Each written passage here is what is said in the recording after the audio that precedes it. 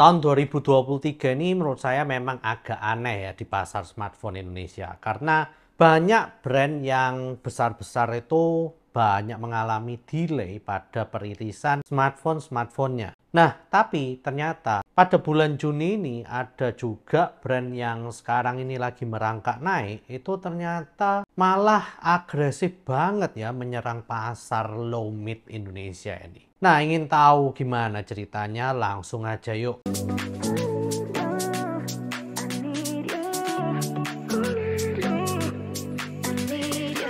Yo guys, balik lagi dengan Billy di sini dan kali ini kita akan membahas suatu brand yang bernama Infinix. Oke, jadi di Indonesia ini sekarang itu tahun 2023 itu menurut saya agak aneh banget ya guys. Kenapa? Karena banyak brand-brand besar seperti ya kita ambil saja contoh Xiaomi dan juga Poco ya guys. Itu jadi agak mendelay gitu ya peririsan banyak smartphone-nya. Di Xiaomi seperti Xiaomi 13-nya itu nggak ada kabar sama sekali di Indonesia.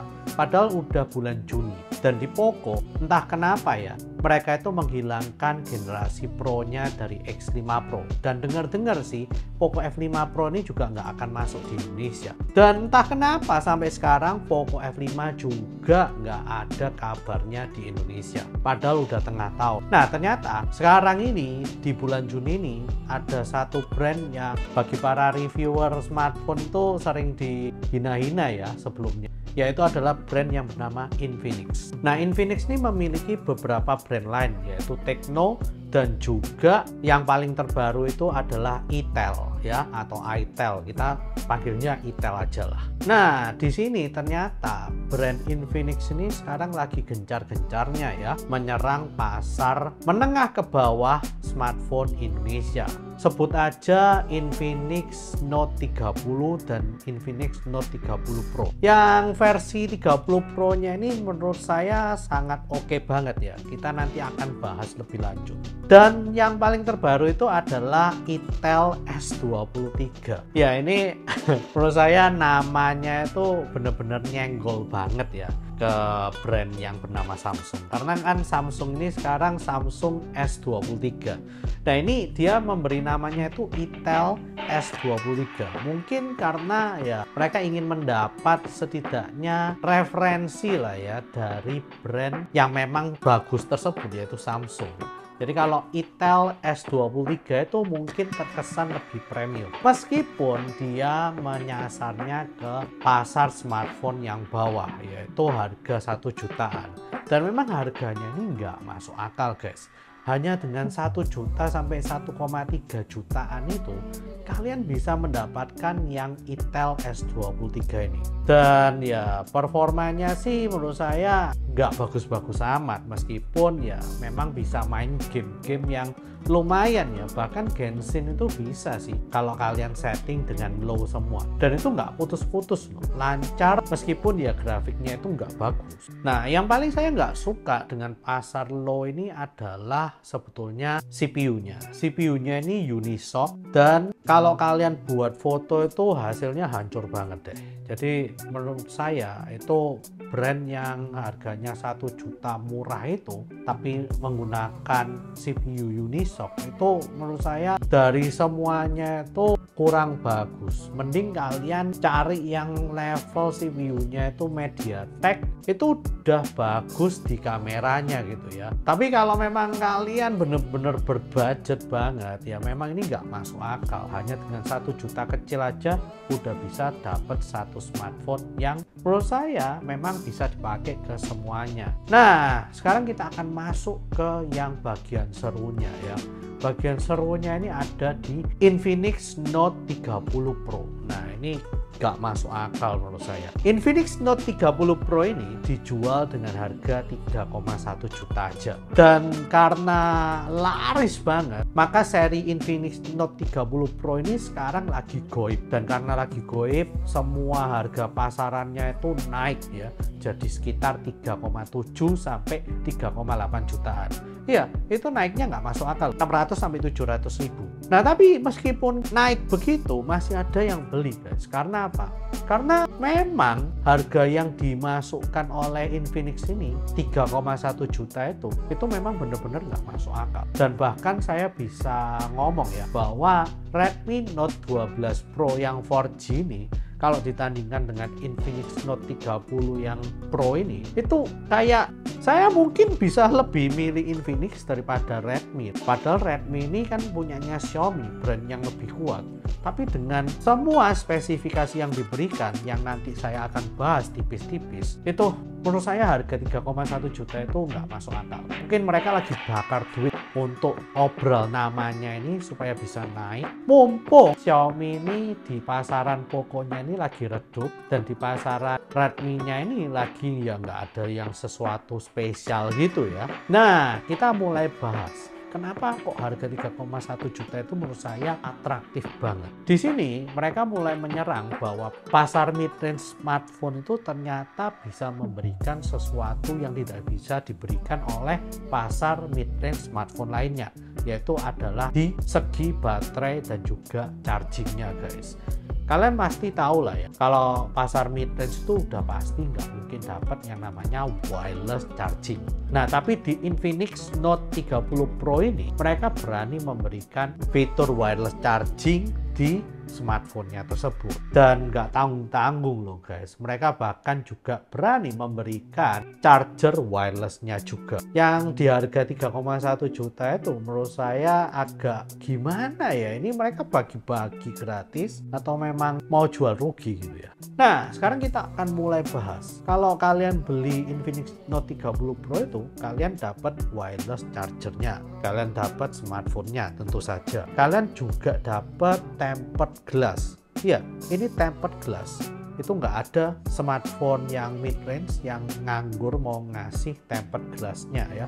Tempered glass-nya ini juga bukan yang versi jelek, lumayan bagus juga. Lalu juga kalian dapat charger yang wired-nya, tentu saja dengan kabelnya guys. Dengan semua itu, menurut saya harga 3,1 juta ini sangat atraktif banget. Oke, kalian pasti tanya, kalau gitu CPU-nya apa bang? Ya, chipsetnya ini pasti jelek. Nah, chipsetnya ini ternyata adalah Helio G99 yang untuk pasar mid-range menurut saya juga masuk banget, karena dia masih 370-360 ribuan gitu ya Antutunya. Menurut saya oke banget gitu loh. Dan untuk harga 3 jutaan itu udah bagus banget gitu. Apalagi ini 3 jutanya 3 juta kecil, 3,1 juta. Nah, lalu gimana dengan yang lainnya? Layarnya AMOLED 120 Hz yang bisa variabel refresh rate 60 sampai 120 Hz.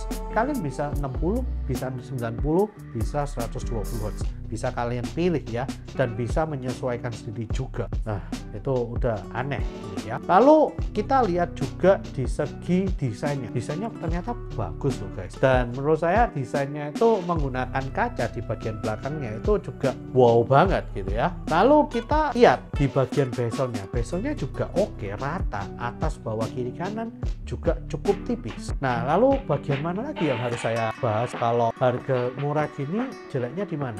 Nah, kita coba masuk ke bagian kamera, dan kameranya itu ternyata 108 megapiksel. Saya mulai bingung harus nyerang dari mana. Dan setelah dicoba oleh para reviewer YouTuber yang lain, itu hasilnya itu nggak jelek, nggak sampai sebagus itu, tapi oke lah ya. Untuk harga 3 juta itu udah oke banget. Juga nggak bisa dibilang jelek-jelek amat. Jadi ya standar. Dari baterainya pun itu juga wow. Kalau kalian lagi main game, kalian misalnya pakai chargernya, itu nggak langsung masuk ke baterainya ternyata. Dia bisa bypass charger tersebut langsung ke motherboardnya.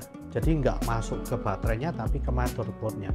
Otomatis ini akan bisa menyelamatkan baterainya ini supaya nggak soak ya kalau kalian suka main game tapi sambil ngecas. Nah, lalu dia bisa wireless charging yang 15 watt. Jadi bukan wireless charging yang hanya 7-8 watt aja, enggak guys, tapi ternyata 15 watt. Yang menurut saya itu udah bagus banget, karena Apple sendiri, iPhone itu maksimal wireless chargingnya itu juga 15 watt. Wired chargingnya sendiri fast charging 68 watt. Ini udah nggak masuk akal ya. Kita udah dapet semuanya dan udah bagus semuanya. Dan ada satu hal yang bener-bener baru yang ditawarkan oleh Infinix, yaitu mereka ternyata berpartner dengan JBL untuk speakernya. Jadi speakernya yang mungkin dulu diomong oleh orang-orang jelek ya, sekarang setelah dites oleh banyak YouTuber dan reviewer, itu ternyata bagus banget. Ya nggak sampai sebagus flagship, tapi untuk ukuran HP 3 juta ternyata udah cukup bagus. Dan karena mungkin ya berpartner dengan JBL ini, mereka meningkatkan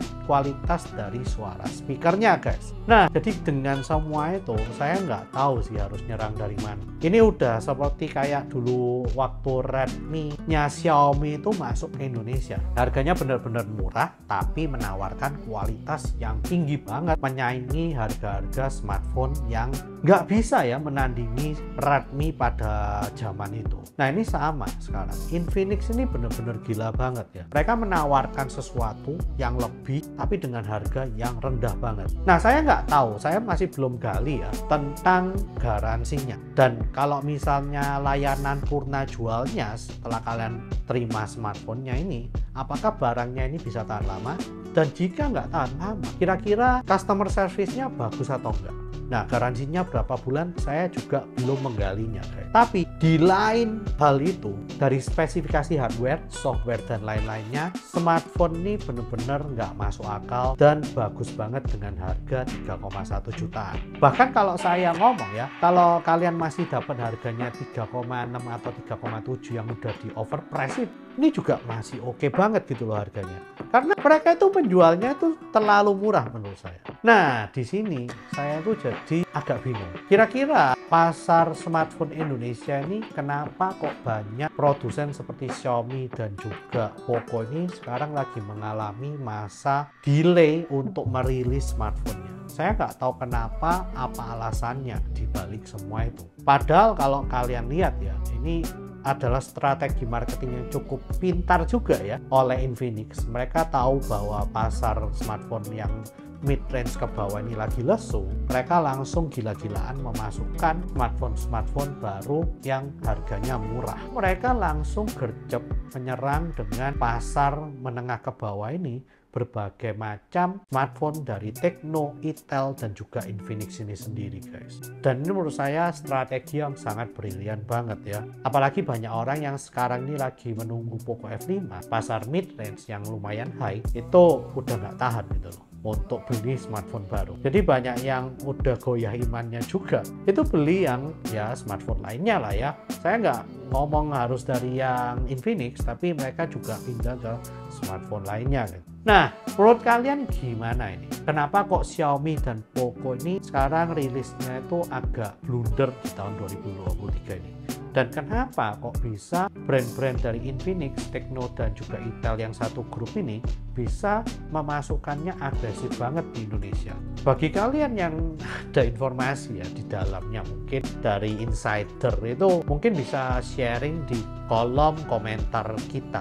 Nah, saya sih nggak tahu kenapa, tapi menurut saya ini membuat persaingan pasar mid-range ke bawah ini semakin seru ya di Indonesia ini untuk smartphone. Oke, mungkin itu saja ya yang ingin saya bagikan ke kalian pada hari ini guys. Please share, like, dan subscribe jika kalian suka dengan video kali ini. Komen jika kalian ingin berdiskusi tentang video pada hari ini guys. See you guys di video selanjutnya. Wah, sebetulnya sih saya itu jadi pingin nyoba gitu loh untuk bahas tentang Infinix yang baru ini. Tapi entah kenapa ya di hati saya ini masih takut gitu loh oleh kualitas dari Infinix ini. Ya tapi kalau Infinix mau minjemin saya smartphone-nya ya saya dengan senang hati pasti akan bahas sih. Ya itu ngarep aja sih guys.